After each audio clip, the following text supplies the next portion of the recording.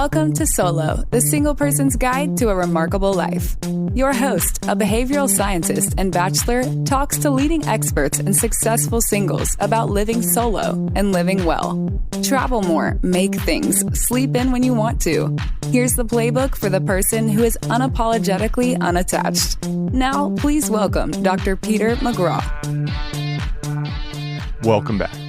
One of the benefits of being solo is optionality.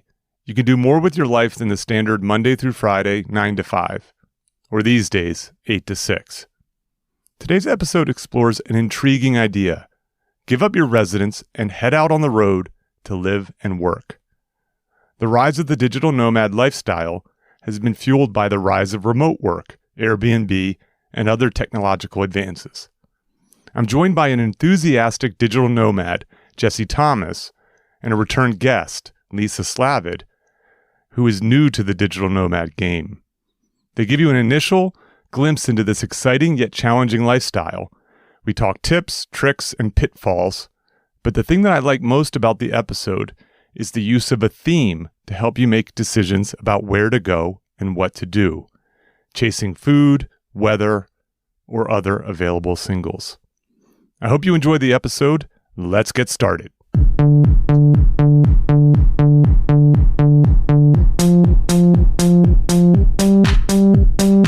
Welcome to Solo, the single person's guide to a remarkable life.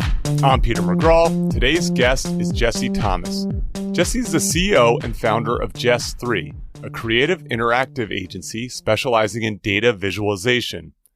Described as, quote, one of the web's hottest designers, unquote, by Mashable, his firm has worked with organizations such as Nike, NASA, Facebook, Google, Samsung, and the World Bank. He joins us from Puerto Rico by way of Antigua, by way of Alaska, to discuss his life as a digital nomad. Welcome, Jesse. Hey, thanks so much for having me. Hey, Peter. Hey, Lisa.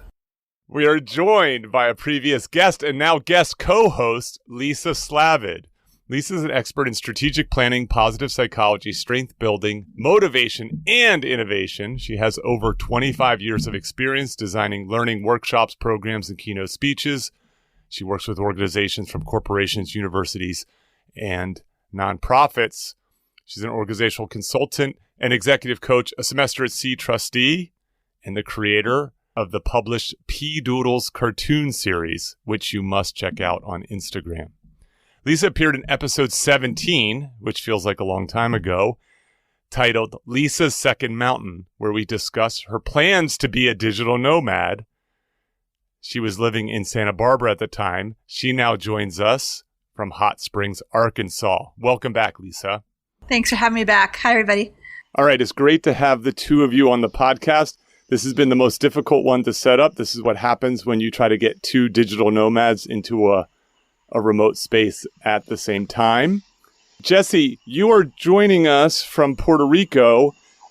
I'm actually not interested in how you got to Puerto Rico, but I'm interested in how you became a digital nomad and how's it going for you?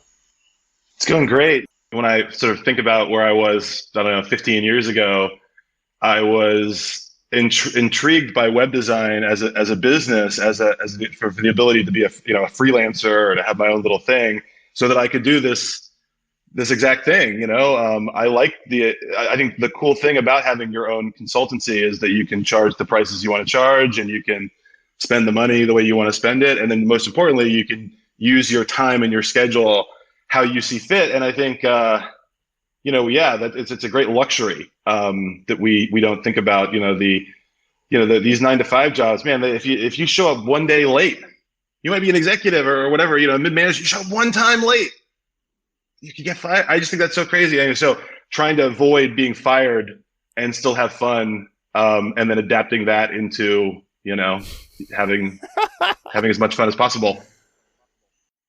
So this idea, you've already said like three things that are really fascinating to me. So the first one is you started off sort of in this kind of web design world. Is that right? And then it has sort of blossomed into being a full-on creative agency that you run Mm-hmm. And in this way, you sound different than the typical digital nomad. How are you different than what is the typical digital nomad and how are you different? Yeah. So I started out as a one-man show that created a portfolio for myself. And back in the day, your Flickr name, your AIM, instant messenger name, all these names kind of had to be coordinated. Anyway, so that's kind of how Jess3, the name and the URL happened. It was my portfolio for my own personal work. And I had, jobs. I worked at AOL. I worked at Ogilvy PR. I worked at another PR firm in DC, in the DC area. And all the while on the side, my projects and stuff I would put on this website. Anyway, from there, I created an agency and we do more things. And then of course the web design industry has changed. People don't need websites anymore. And so we've adapted to that, and content would be the way to kind of think of this new bucket. So that includes infographics and all forms of visual content, as well as like animations and short films, which is a super hot thing that, I don't know, like more than half of the work we're doing right now is around like short films that are like less than a minute long kind of thing. The traditional digital nomad, when I think of the kind of 10 years ago, or even, and then the 15-year ago version, the 10-year, the classic digital nomad is like a web developer, perhaps a web designer that is working off of their laptop. And that idea kind of started with the laptop, right? That you could work remotely with this desktop replacement. And then the internet, of course, made that possible. So that all happened all those things kind of came together. And then the mobile web being a part of that as well. So when I think of it as a young person, I think of it as somebody in their 20s, perhaps, or mentally in their 20s, who is working perhaps in like living month to month on a lease that might be month to month. And I think when we think of the term nomad, we might think it's 1 to 3 months what a nomad means, but sometimes these people are staying in these places for a year. I don't know. What do you call that? Is that So a nomad, I think, is more of a frame of mind, a commitment to living like that over a long period of time. Because I think what you'll find is you can sustain that lifestyle of, I'll stay here for a year. Oh, okay. You get in a relationship. Oh, okay. Stay for a couple more years, versus the month to month stuff is actually quite tricky to sustain financially. Not everybody can do that. And just, it's straining because there is so much travel and then packing up your stuff. Then you've also got to pick the right places. And so every once in a while, you're going to pick the wrong place. You're going to be stuck in that wrong place for a month or whatever. So, finding the right spot and picking the right amount of time to be there is part of it. My one thing that I think a lot about with my traveling is being in the right place at the right time. So whether it's in Africa for the Great Migration, or you want to be in the New England area when it's in the summer, and you want to be in the United Kingdom in the summer. You don't want to be there in the winter. So just some of the basic stuff like that. And so I'm always thinking about seasonal travel and the effects of that on where you're going. So yeah, you don't want to be in Chicago in the middle of winter without your, snow jacket. Jesse, can you share with us what else makes a place attractive to you? And if appropriate, can you share where you've gotten stuck? And where should Lisa avoid? That's what she's asking. I think Instagram really changed the travel game, the digital nomad travel world. I think one of the things that I do a lot of is I'm saving into a folder the name of a place or a city or a country, and then I'm keeping track of the stuff that I kind of want to recreate in Instagram, and then on a list and a note as well. In particular, I'm also saving things in Google Maps. So if I see some great steak or some cool cow or whatever it is on some photo, I think, okay, let me find that thing. Let me find it on Google Maps, and I try to save it in those different places. But most importantly, I keep a list for all the places that I'm planning to travel. Most of the things that are going to end up on that list are food related. So I travel for food. I had a place in Nashville where it was an Airbnb. So one of the things about Airbnb is sometimes people will incorrectly list the property, right? So you've got the entire home designation, which is probably the most desirable. Then you've got the shared, and then you got the private.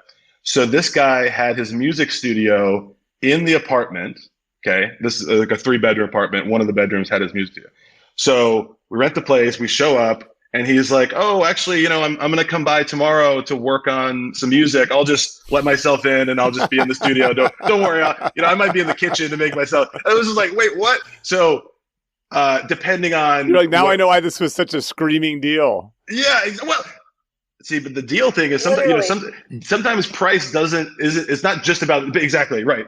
In this case, I had been duped. And it was more of a case, I think, that Airbnb is kind of, willy-nilly, loosey-goosey sometimes on some of those classifications. They want to be on the side of the lister, and not being overly kind of, telling them what to do. And so sometimes you get those weird non-entire homes. You also find that where, so sometimes you'll get a house listing. So it'll say entire home, entire house or whatever, and then the owner lives in the basement underneath. I don't want to go too deep. These are fun stories. I don't want to go too deep in them because you're basically going to convince people to not be a digital nomad before you convince them. I got great stories too. Nomad. Yeah, those are just some funny random ones. Yeah. When you're saving money though, this is the thing. When you're saving money, you're cutting corners. You're used to a hotel lifestyle where everything is a square deal. You get a refund if it's not.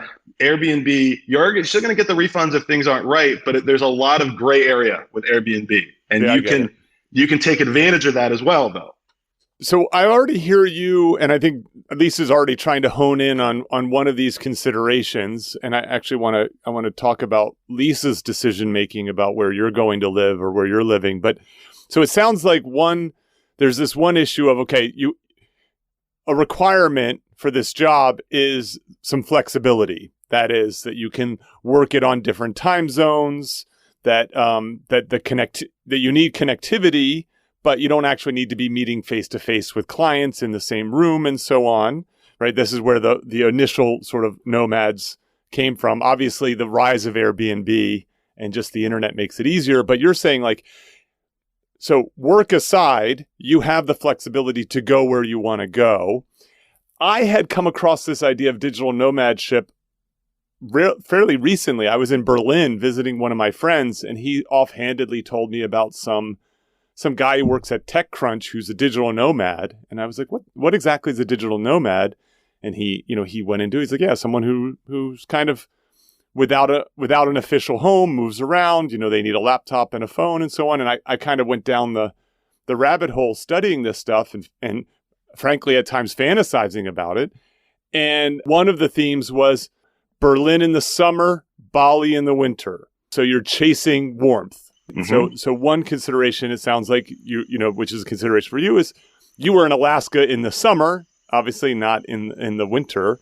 And then the other one might be a personal desire, right? So you're chasing food, right? So we had chatted briefly before this. You chase fruit. Is that right, Jesse? Yeah. You're a fruit chaser. I am. And so when we were warming up here, I asked what you had for breakfast, and what did you say? Well, I had just gotten some great mangoes from a farmer a couple of days ago. I had them in the fridge. They're perfect, cold, large, amazing. Yeah, so you chase fruit as part of your choice among places, yes? Yeah, well, right. So I grew up in the DC area. My family's from New Zealand, and I did spend a bit of time there. In the DC area, it's like any major city. You go to Whole Foods. You can find a dragon fruit or a star fruit or whatever if you're looking. There's a very small section of exotic fruits or whatever. The problem with just starting with the pineapple or the banana, a pineapple or a banana might be picked. So bananas are picked green, right? Big bunch of them green. Pineapples are still kind of firm and greenish. But so 90 days can go by from the time that they're picked to the time that you purchase it at the Whole Foods. And you don't know if it's 90 days, or 60 days, or 30 days. You have no idea of time. It's not like a meat. They don't feel the need to put any kind of date on thing. You just got to look at it. So one of the problems is at your local supermarket, even the Whole Foods, the nicest supermarket you can possibly get your hands on, whatever, the fruit, the exotic fruit is still always going to be kind of questionable. And most people that aren't into food or in the food business or whatever aren't ever really going to dabble in that stuff. So, okay, well, it should be clear to the listeners that you are indeed chasing fruit in a variety of ways in your life. Lisa, you're in Hot Springs, Arkansas. What are you chasing there? I was chasing basically getting to have a summer with family. Okay. Awesome nephews who are 12 and 15. And they still think I'm pretty cool. So I wanted to get some time with them and time with family. And then just time in a new location just to explore and see what, really similar to what Jesse was saying, like, could I live here sometime in the future, at least part-time? I have family here. I've lived the last 25 years in Santa Barbara, and it's gorgeous, but I don't want to be chained to that lullaby. I want to get out and run around a little bit more. But I want to draw fruit hunters as a cartoonist and cookie frogs. You mentioned cookie frogs earlier. But really what strikes me is that as you're doing this, it sounds like Jesse, you're articulating so well, having a passion for something, a pursuit. So you mentioned photography and just food and street art, but then fruit. Like, you have passions that make a place come alive for you. Absolutely. Also, it's a big world. Yeah, it's a big world. You have to make some choices about where you're going to be, even if it's just for a month. You want to try to optimize those elements. So let's talk a little bit about. Let's step back, right? Let's imagine the person who's listening, who's contemplating this, right? The reason I wanted to do a digital nomad episode is because single people have flexibility. They don't have kids in school. They don't have a partner who has a job that they have to do a 9 to 5 necessarily. Right. They can pick up and move. And so it's sort of an ideal lifestyle, and I get the sense listening to you, Jesse, this is going to be temporary. That is it's hard. It would be hard to spend 20 years as a digital nomad. There's right. At some point it's going to wear on you, but it can be exciting in the meantime. And that you're going to find the X on the map. You're going to find the treasure, the rainbow at the end of the, you know what I mean? And you're going to fall in love with somebody, or you're going to break your leg, or you're going to run out of money, and I think what you're getting to, which is a really important part of traveling and kind of the perspective that I've kind of gotten it over all these years of traveling, is budgeting, right? So you were describing this individual who perhaps that is single specifically, right? Okay, so one of the key things you got to think about is how much money are you spending today, in your current position, okay? Let's call that $2,000, the average person would say. So you're thinking in your month, okay, you have a car, you don't have a car. In my case, I didn't have a car. I was using Uber to get around. So I kind of have an understanding of what I'm spending in a month. Budgeting is so important. And the tip that I want to give everybody is the Airbnb 30-day savings that you can, when you're doing an Airbnb rental for 30 days or more, you're able to access. These are Airbnb monthly rental. It's a sort of newish feature, I think. It's a newish feature. That's what I'm talking about. Yeah. So when you're searching for an Airbnb for 30 days or more, and there is a specific monthly search category, it kind of takes you to the same place.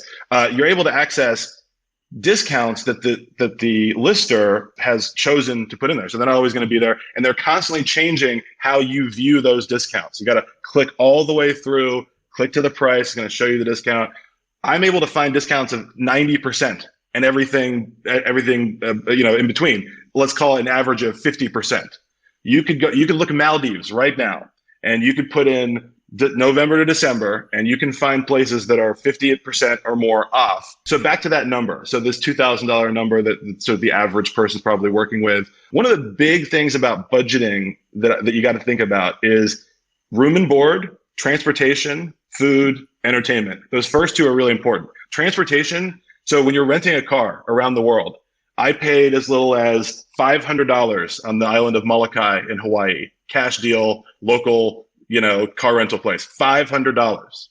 You can pay as much as $2,000 a month to rent a car in United Kingdom or someplace, right? So it's going to be in between that, right? $500 and $2,000 just to have a car.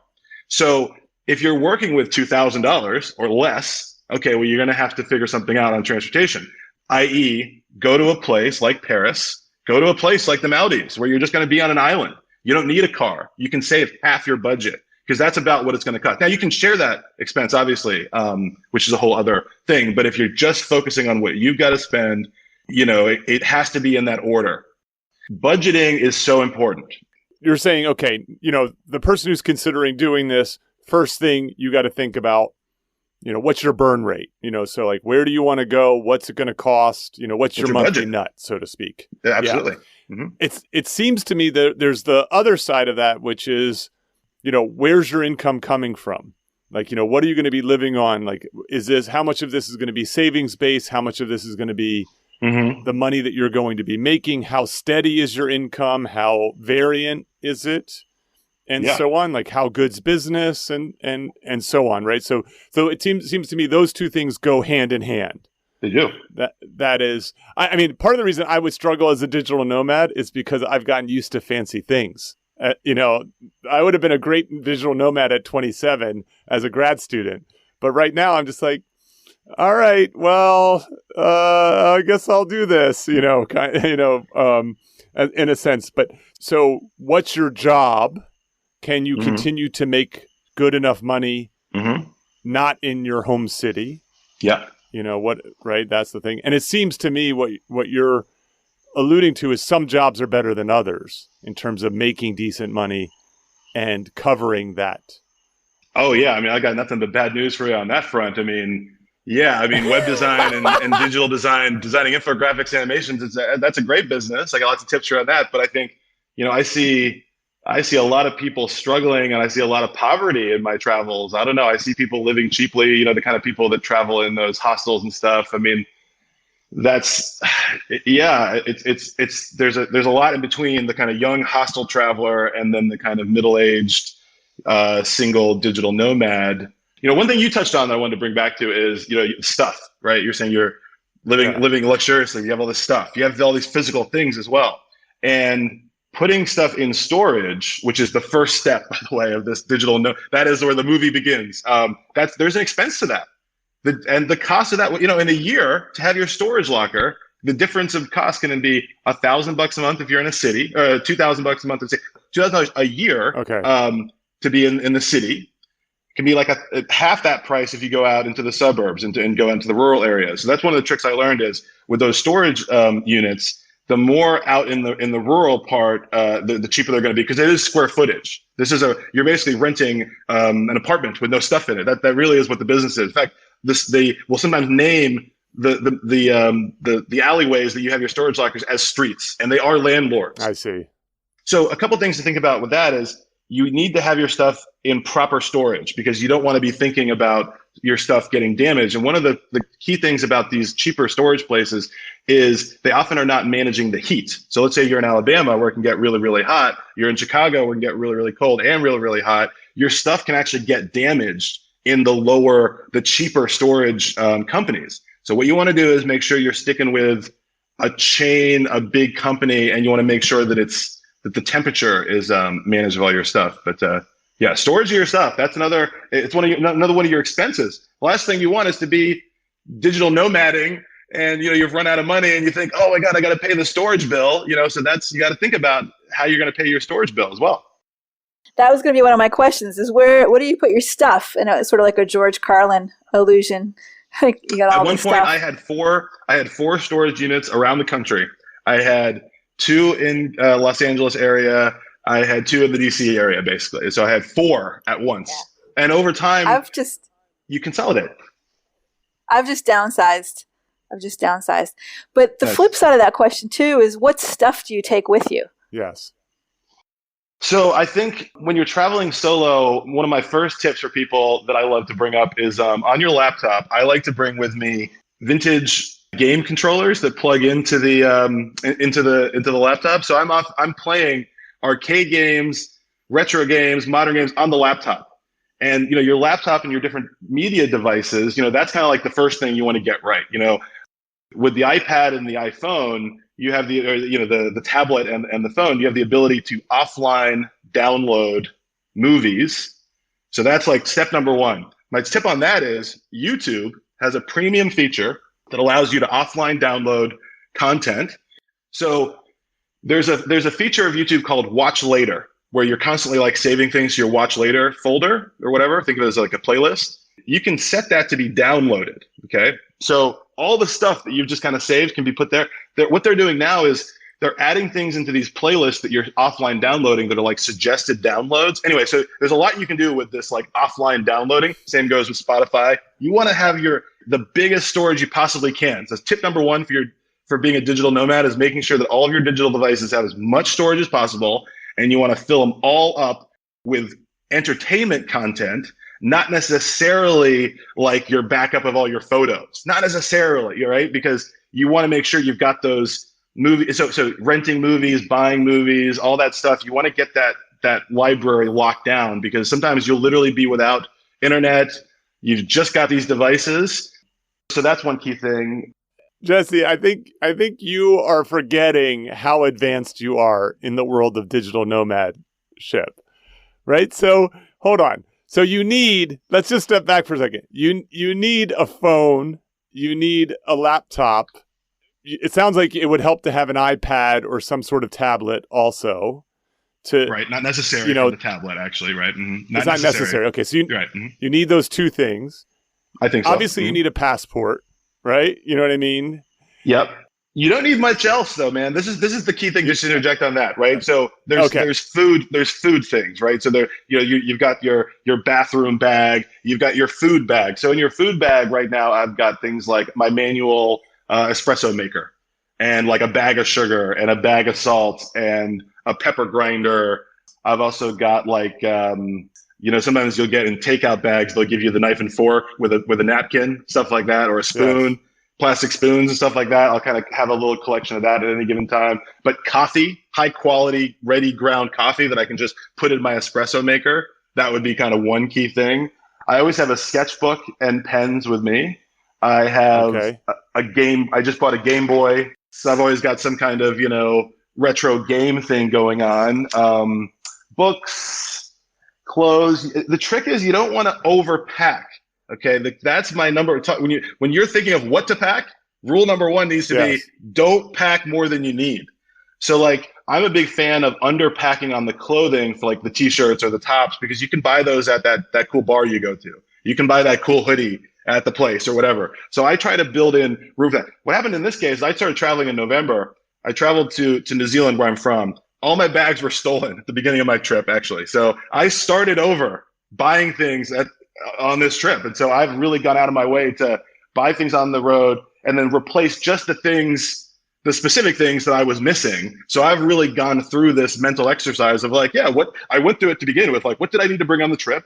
And then when that was challenged, I had to then buy those things remotely and then deal with not having them, including the laptop, by the way. As you know, I literally just got the laptop. It's been since November that I've been doing my work off of the phone. Yeah. That's incredible. How did you get your bag stolen? This sounds like a nightmare for a digital nomad. It's a nightmare, but it's real life. And so, the real quick story. So outside of my grandmother's house, my cousin lives in this house now. It's in this lovely little, city called Rotorua, which is like a tourist town in New Zealand. I had put my bags in the trunk of my car, my parents' car that I was using. The next morning I was going to leave. And I had planned to leave the day before, but I ended up staying. So my bag stayed in the car, and I just slept in the extra bed kind of thing. When I woke up the next day, the bags were missing. And so what had happened is this thief couple who specialized in breaking into unlocked cars. I had left the doors unlocked, but it was in the trunk. Anyway, so they had stolen this stuff. And then months later, they catch them. They still had my suitcase that still had my baggage tag and my name on it. So I did actually get the suitcase. My cousin has the suitcase. I've since replaced the suitcase. But anyway, so stuff like that happens where they got everything. I had some cash in there, all the devices, but not the phone. I had one pair of shoes, and that's become a joke on this trip. I have traveled the world with one pair of shoes. Sperry, Dockside, slide, like the boat shoes. One pair of Sperry's boat shoes. One pair of shoes. That's all you need. No socks. That's great. That makes me think of something. And I'm on a budget right now, just because I'm in a life transition. But I do have some nice equipment, and I extra insure it, which is actually not that expensive. So that would be a pro tip to anybody thinking about doing this: is contact whoever provides your insurance, and you can get certain items added on. So I have some camera gear that is insured. So if anything happens to it, even internationally, it's like $50 a year, and it's a great peace of mind. And what about insurance? I asked a digital nomad master. His thing is @MileMethod. And here's the question that I posed to him, which I've always wondered, and I never know if I've gotten this right about medical insurance. So here's the question. The problem with international So there is some international coverage where you pick one country, but you still have worldwide coverage. Of course, it's questionable how they're gonna how good that coverage is going to be. But a lot of the international coverage actually asks you in advance to pre-select where you're going. Okay, so that's one challenge for medical insurance is you might not know where you're going, and it's tricky to kind of commit to something, or you're like, oh, what if I go to Africa, or what if I do it? So the question I posed to Mile Method is this. I said to him, what insurance do you use? He said, dude, here's the thing, man. I would rather pay out of pocket in country and pay the full price than worry about being overcharged on insurance that isn't going to cover what I need anyway. And so that's basically his take on it. And that's kind of my take on it. So when you're in Costa Rica, the hospital system you're hoping will be affordable. You're hoping that if you're in Tanzania and you have to go from one hospital, if you need to be flown from Tanzania to South Africa, or from the big city for the small city to the big city, that you would pay that out of pocket versus paying. You got to think about how much medical insurance is a year. So for you kids at home that have never had to pay your own insurance, think about what this number is going to be. It can be as little as $2,000 or $3,000 a year. It can be sort of like more $4,000 or $5,000 a year. So over a decade, right, of your 20s, you're basically spending 50 grand on insurance. That's a lot of money.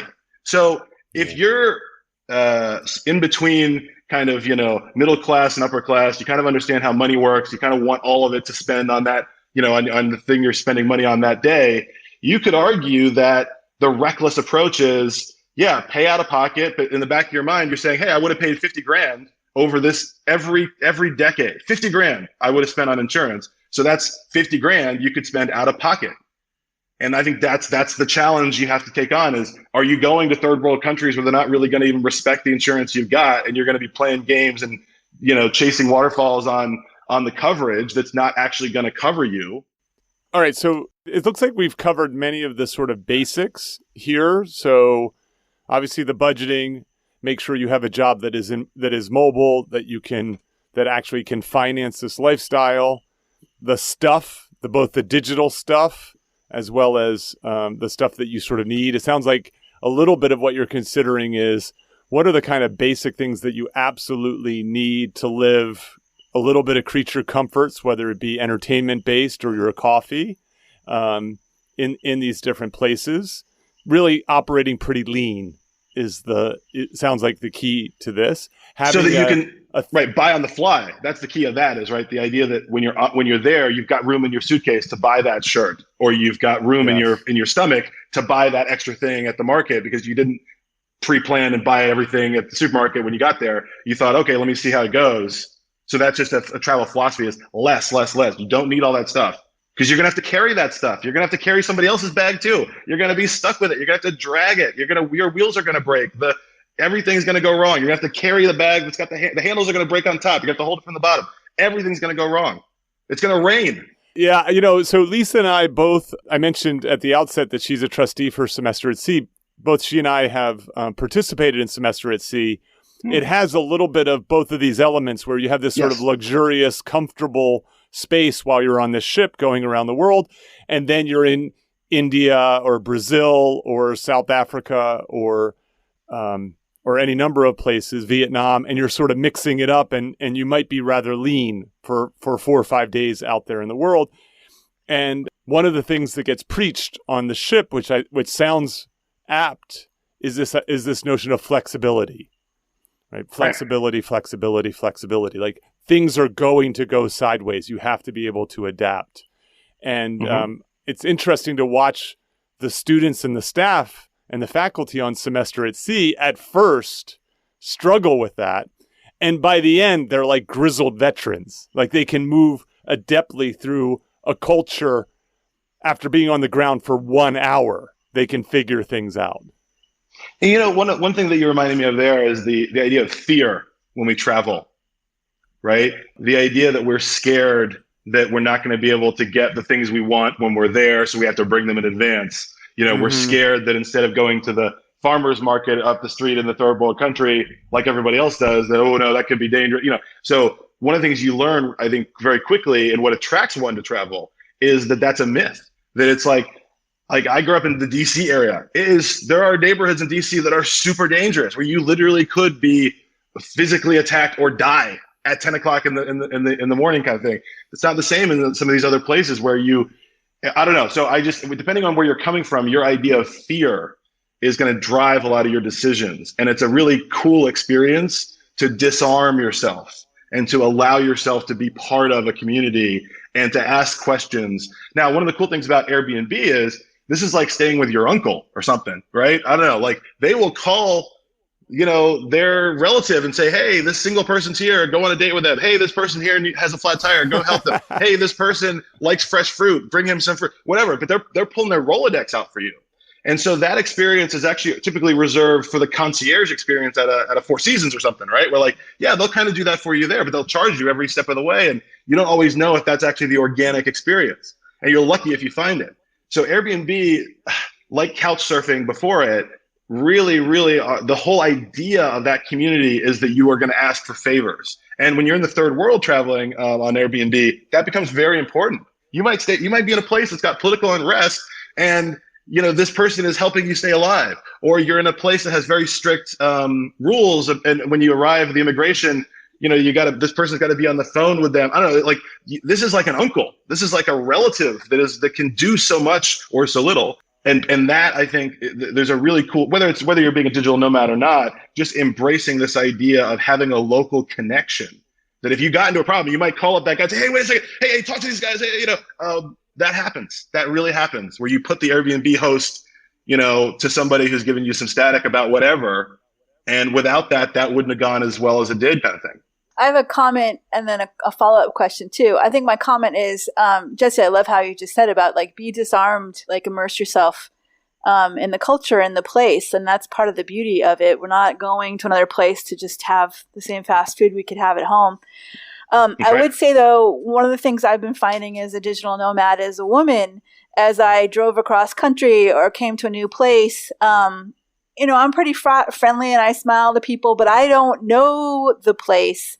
And so as a woman, there is an extra layer of travel, especially solo traveling, to be like, is it cool for me to hike alone here? And just try to feel that out. So there's some extra to that. And then I had a follow-up question for you that connects to social. Like I love what you said about Airbnb. They're like your uncle.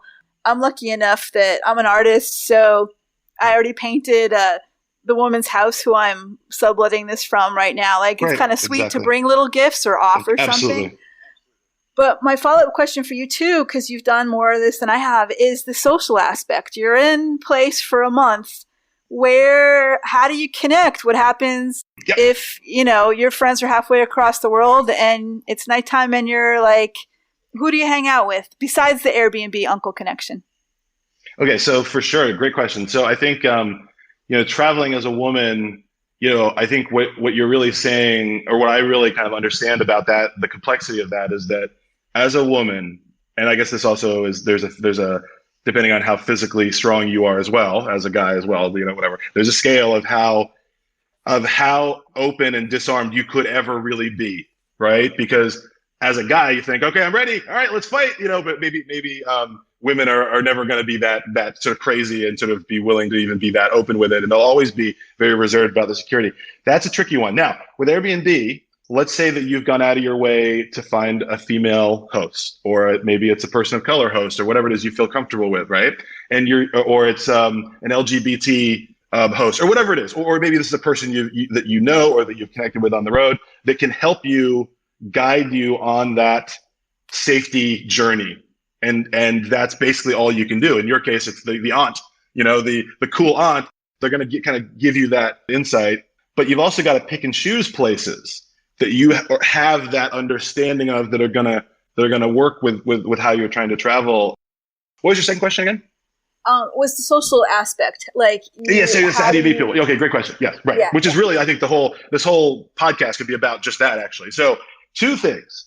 Obviously, Tinder and the online dating scene is a mobile thing. It's an international thing.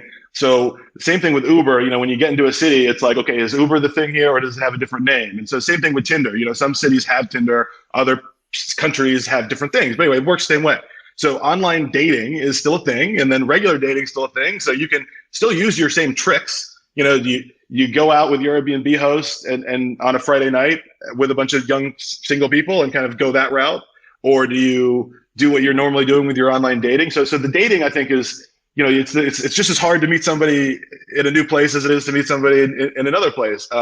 But there's a couple things. And so my second thing is Facebook events are great, because Facebook events, and before that, you had all these different services that kind of pull together events into single places. That's kind of what Facebook events is now. It's a great single place to find all kinds of events. One of the things I have found great luck with are the VFW, they're called VFW, Veterans of Foreign War. Yeah, VFW. So you're in a rural place, like I was in Alaska. I found or in Hawaii, which I traveled to back to back. I found myself in these rural communities where nothing else was open, and they would have like a sausage pancake breakfast on a Saturday. They'd have like a fish fry on a Tuesday. And you rock up to these places, and it's the coolest thing. There's a bar there.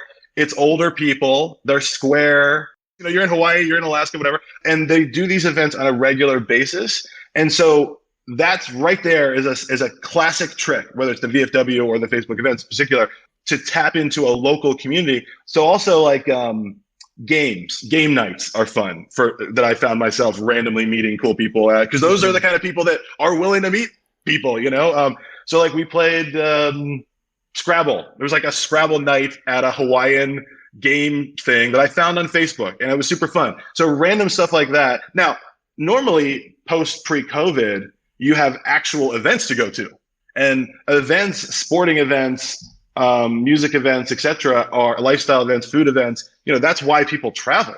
And I always build back to Facebook events. How do you find those places?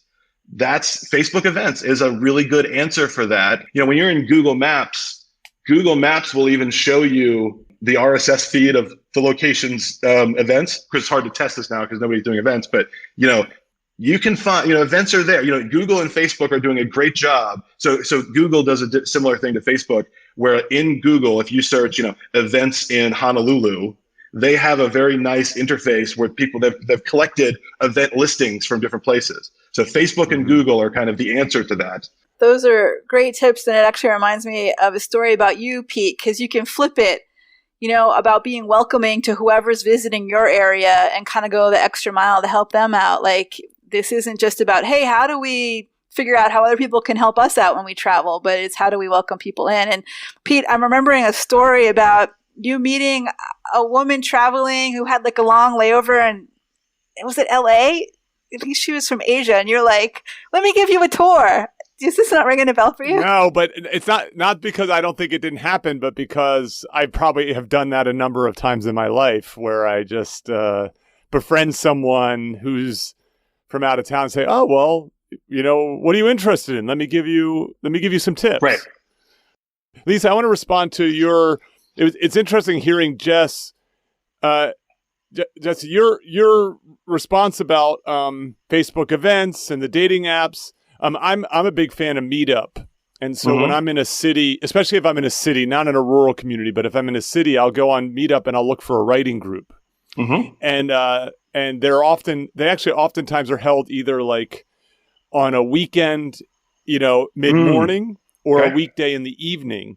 Yeah. And they're usually at a coffee shop or a cafe or something like that. And I love going to those because you walk in there and everybody sort of introduces themselves, talks about what they're reading, so you get a flavor for who's in the room. Everybody's, friendly. Then you write for an hour or 2 hours. And then usually you write as well. I thought you just sit in front of your computer and write. Cool. And then at the end, people usually stick around and have a conversation. And it's a great way to meet people.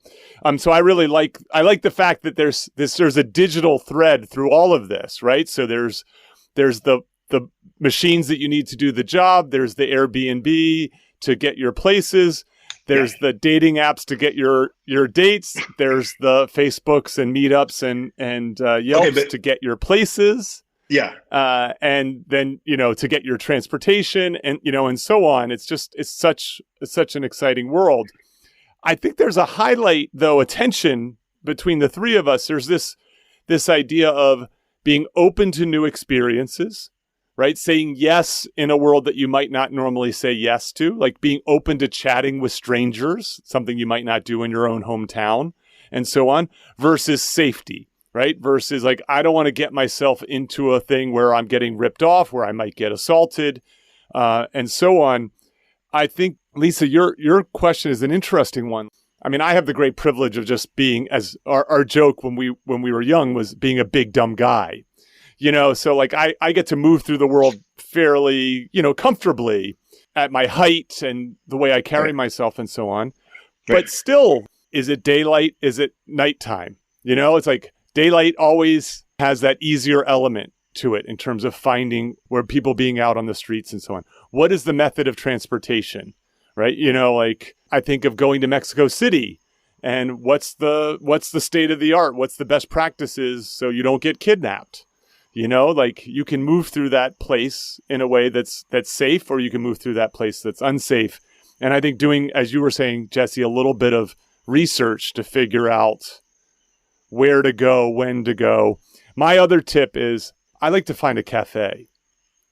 So when I'm traveling, obviously not as a digital nomad, but if I'm traveling, especially if I'm going to be in a place for a week or two, I often try to find a cafe to sort of start my day. And it's interesting. You can become a regular. Absolutely, you can. Pretty quickly. Absolutely. In a week. 3 days. In a week. Yeah. 2 days. 4 days. You're a regular. They're like, they get to know your name. They know what you're going to order. You know what I mean? Yeah. And then they become a resource, and also a place of entertainment.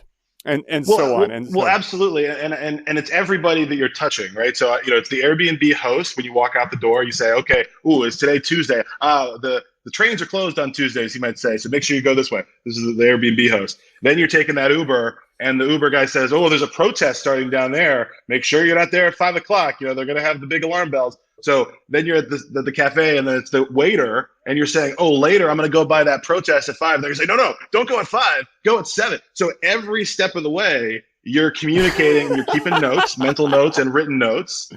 But that's it. But that's also in your, and one of the things about traveling is when you go back to living in your town or wherever it is you end up coming back to, you take those tricks with you, and you're more willing to talk to the person there as well. Because you have those same conversations at home, if you're lucky, One of my things, though, aside from trying to be be a regular at one spot, my strategy is actually to go to a different place every day of the week, breakfast, lunch, dinner, and in between as many. Like my goal is to rack up new places and to go out of my way to go to a new coffee place every single day. But if I find a place that I love and there isn't a better place on the list that has more reviews or looks better, I will go back. But I do try to go out of my way to go to a new place, because that's how luck works with places. It's so hard to judge a book by its cover. You do get better and better at judging books by their cover. You can still do that with the Google Maps photos and stuff. Google Maps photos, if you look, because they categorize the photos. They've got photos of the menu. They've got photos of the food. They've got photos of the interior and exterior. You can also read the reviews and understand how people are writing. You can understand who the people are, how they're writing and what they're writing, and the photos they're taking and how they're composing those photos. You can really understand the place. You gotta take the time to do that, though. So I have a question for both of you. Fitness. Let's talk about fitness. So Lisa, you went from Santa Barbara, which might be one of the easiest places in the world to stay fit, to Hot Springs, Arkansas, which seems like not an easy place to stay fit. And so I'm curious about how you're adapting. And then Jesse, since you've had more experience, like what are some tips that you guys have? It's a great question, and that's what I've been trying to navigate. So for summertime, it is hot, so part of it's going out early in the morning. And then I love hiking, but early in the morning, there's not a lot of people hiking because people are doing their 8 to 5. So that's that's where I have felt a little bit enclosed, especially I think during COVID. Like a little bit like, I'm not sure exactly where to go, but it's been getting up and getting out and doing something physical every day. And yeah, I'll put on some music and I'll do some, like I'll dance to doing chores or whatnot, just basically like move. And then what's really cool is that I have enough space here. So I have a yoga mat spread out. I don't have to roll it up. I can just, stretch every morning. So that's what I do. Yeah, I try that. Yeah, I do similar things, where I'm going out of my way to go on walks, longer walks, or walks in places and hikes and stuff that I've never done before. So you've got that kind of thrilling kind of combination of not just fitness, but you're kind of doing something. The cool thing about traveling is you find yourself losing weight for a variety of reasons. Two key reasons. One is you're doing more physical exercise than normal. You're actually out seeing things, standing up and doing stuff, and you're using your body in unique ways. And then your diet is different. Now, most people, when you're doing a weekend trip, you're ordering extra bacon. You're getting the extra dessert with everything. Yeah. You know what I mean? Like you're vacation mode. And a lot of American travelers fall into the bucket of like what we'll call the cruise traveler or the all-inclusive traveler. And they are literally trying to get, I remember having a conversation with someone on a cruise ship once, trying to talk them out of this lifestyle, trying to talk them into the Airbnb lifestyle. And the woman was like, this is like in a hot tub. And she's like, well, I pay $35 or whatever it is for the premium all-you-can-drink glass. She's like, I've had 5, Sky vodka drinks already. That would have cost me $60. Like they literally are thinking about maximizing their consumption. And that's a short kind of a travel kind of thing. When you're traveling for a long period of time, or you're doing this digital nomad stuff, the eat, pray, love, like name and brand and story and book and lifestyle, that's a real thing. People are actually doing the eco travel, yoga, vegan thing. And there's a trail for that. Right. And so one of the cool things is combining your passion, which might be this eco, vegan, yoga lifestyle, and going to the places you've always wanted to go and go to Bali or go to Hawaii and find all those places that the yoga teacher is eating at and kind of be one with that community. Yeah, that's a thing. That's not my thing, but I kind of like being around those types of people. I need to get into that, though. That would be good. I want to do a couple quick kind of faster hitting answers. So, Jesse, how do you manage your clients' expectations, right? So you run an agency that produces high quality output for big corporate clients. These are people working not a 9 to 5, but an 8 to 6. These are hard charging individuals. And yet if someone follows you on Instagram, they see your pictures of reindeers and they see your pictures and videos of protests in Portland, and they see lots of mangoes and so on. How is it that you sort of manage the fact that you're doing high quality work, but it looks like you're goofing off all the time? Well, Peter, because I'm so successful. No, yeah, I think, when you're younger, it's harder to pull that off. Okay. So if you're in your 20s and you're kind of balling, you're kind of going to you're kind of doing luxurious things on your Instagram, that's a cliche, right? Because it's like, but depending on where you're coming from, depending on where your family's coming from with money, obviously that's going to influence how you travel and how you kind of put yourself out there. But in general, for me, the challenge is it's a two-sided challenge, right? Because I've got, on one hand, my clients are looking at my stuff, and then on the other side, my teammates are looking at my stuff. Yeah. My competitors are looking at my stuff. Everybody's looking at whatever, So you've got to be authentic, but you don't want to brag. I mean, brag's not the right word. You don't want to flaunt. That's not the right word either. You don't want to seem distracted. Okay. But I think what I am doing and what I am able to do, what I'm lucky that I'm able to do, is prove to myself that I can have fun, but then also create a great work product at a price that the clients like to pay. And clients understand that I'm a unique individual, so I can kind of get away with that. But I'm lucky that I'm in that position, that I have this creative agency that I can kind of be fun with, I think, hearing you talk about this, it seems like you play by a different set of rules. That is, what would be a bug for most people is a feature for you. That is that, Jesse's this creative individual. He's this sort of bit of a globetrotter. Let's see if we can nail him down, but he's going to deliver. Versus the person who might be a little less experienced, have less expertise, be still cutting their teeth, where they might need to downplay a little bit of that. Okay, so there's that. Is that fair to say? That is fair to say, but here's the educational bit for people that are listening and what they can do with their lives, right? So the thing whenever I talk to a young designer, a young person that isn't a designer, or even just anybody in this audience, is the importance of a team. Okay, So the reason that I'm able to live like this is because I have an incredible team of people that make the work look great, right? So if you want to have a lifestyle We'll call this the manager lifestyle. We'll call this it's the creative executive director. It's the creative director But lifestyle. those words that I chose are important. Manager and executive. Okay. So managers and executives have a different thing going on, right? Because they're in this, whatever, they're making more money. They have more control. Their next move is going to be a bigger thing than or something. So the point that I'm trying to get across to this broader audience that doesn't necessarily want to have a creative agency is how is a team going to happen under your management? Okay. Like, you are never going to be a millionaire as an employee. Nobody's ever going to pay you $1 million. You want to be a millionaire? You're going to be lucky to make $100,000. You're going to be super lucky to make $150,000 in your lifetime as a salary. Okay. But if you can figure out how to be the manager of your own company, how to own your own company, how to be your own executive, whatever, start up your own thing, you're going to have a team of people that are going to do work while you're fishing, while you're sleeping in. These younger people, whatever the work is, they're going to be doing it while you're over here. Now, that is something that you have to earn. You can imagine setting something like that up and then it fails while you're on the road.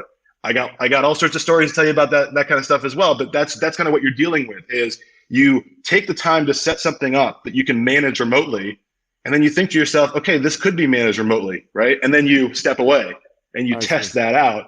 But you're always, depending on what kind of team you're managing, you're always at risk of that thing falling apart, right? Are you managing a hot dog stand from Bali that's in New York City? Are you managing a creative agency where you've got, these are different things, but the importance of a team and to have this lifestyle, you have to understand, you have to manage a team. You have to own a company that has employees to live like this. A single employee can only really make so much, right? And can only really do so much.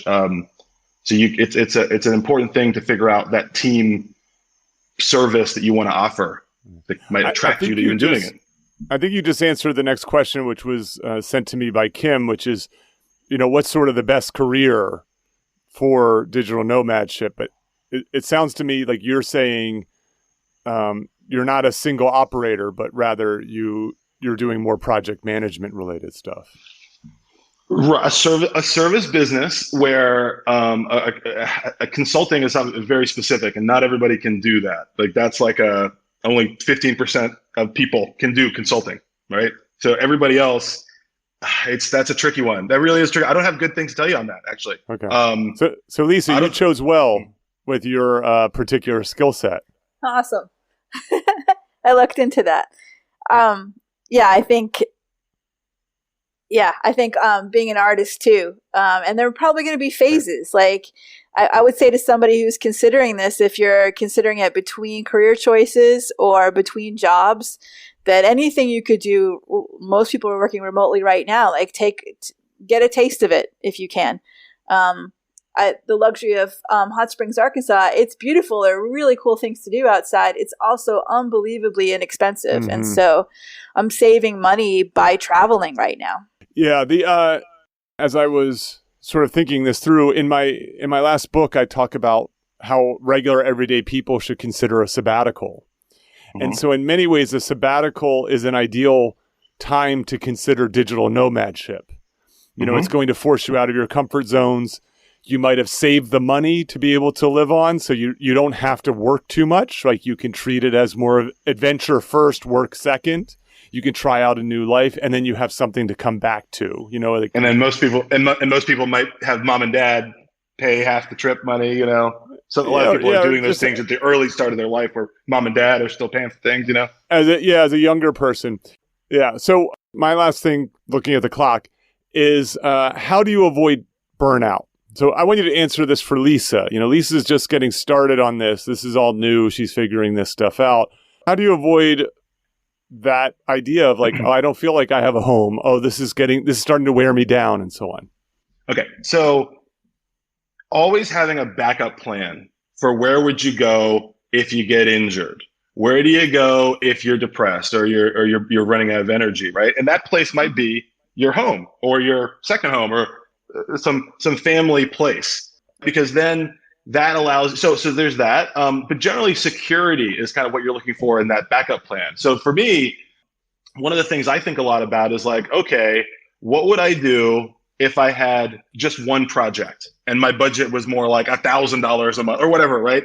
Like you can find for $500 a month, you can be in the Maldives. You can stay in the Maldives for $500 a month. You can stay in Paris for $500 a month. So this number, this $500 a month number, I think a lot about.